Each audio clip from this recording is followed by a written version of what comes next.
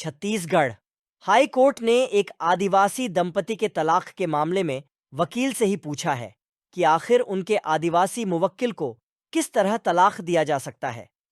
पत्नी की ओर से कथित प्रताड़ना के बाद तलाक का यह मामला हाई कोर्ट तक पहुंचा था, लेकिन राज्य की शीर्ष अदालत ने याचिकाकर्ता के वकील से कहा कि आदिवासियों में तलाक के क्या तौर तरीके हैं, इस बारे में अदालत को बताएं।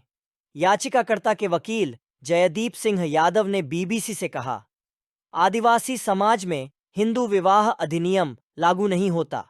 इसी तरह इस समाज पर विशेष विवाह अधिनियम भी लागू नहीं होता। ऐसे में तलाक के लिए भी इन कानूनों का सहारा नहीं लिया जा सकता।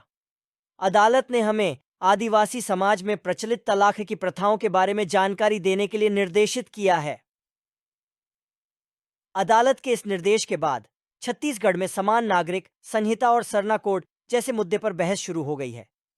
सर्व आदिवासी समाज के नेता और पूर्व केंद्रीय मंत्री अरविंद नेताम ने कहा कि विवाह, बहुविवाह, तलाक, दत्तक, भरण पोषण, उत्तराधिकार जैसे तमाम कानून आदिवासियों पर लागू नहीं होते। अरविंद नेताम ने कहा, आदिवासी समाज की लगभग सभी परंपराएं और रीति रिवाज प्रथागत या रूढ़ियों यानी कस्टमरी लॉ से संचालित होती हैं। यह रूढ़ियां ही उसकी विशिष्ट पहचान है। यही विशिष्टता उसे दूसरी तमाम जातियों, समुदायों और धर्मों से अलग करती है।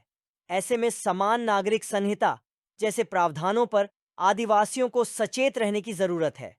जिस तरह से झारखंड ने सरना कोड लागू करने की मांग की है, उसी तरह से देश भर में आदिवासियों के लिए अलग कोड लागू करने की जरूरत है।